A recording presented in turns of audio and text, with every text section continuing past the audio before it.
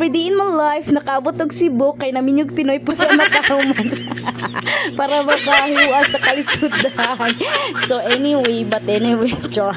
Dito ka palang gawin gigutom na ko. Na mao to dai ni tanaw ko sa orasan hapit naman day alas 12 no. Basta alas 12 gutomon man day ka. So nangitag kog lami ka palang gaoy. So nagkuan ko nag noodles ko og pansit canton kagay na buntag nagkanton ramang ko pero nangita ko kanang sabaw na halang ka palang nya.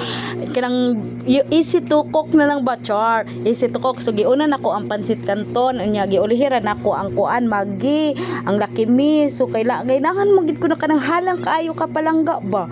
Nangita ko kung unsa una ko. So naaman may silingan dito na daghang kayo mga sili. So manguha na sa manguha na sa tag sili. So moto layo bitaw ilaha ka palangga. Oy ako naman gikat-kat. So nagkuha kog sili kay wala pa may kay tawo dira kay sa liyo ro man na nila.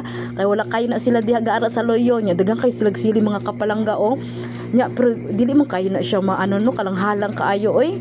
Moto day kapalangga ni lakaw nako kay basin masakpan ta diha oy magdugay-dugay ta murag tag nagbuhat na og silihan og sukaan. Muna ako nakuha karon kapalangga limara ba nakabuok.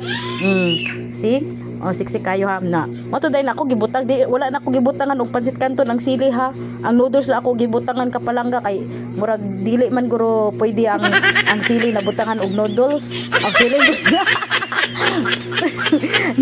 moto gibutangan na nako og gano ang sili ang noodles nga nikaw nako bahala na mo kay mukaon nako sige na babay na kapalangga kay gikapoy nako kay mukubkob ko ani mukaon nako kay lamin na kayo ko sudan. Sige, see you, bye.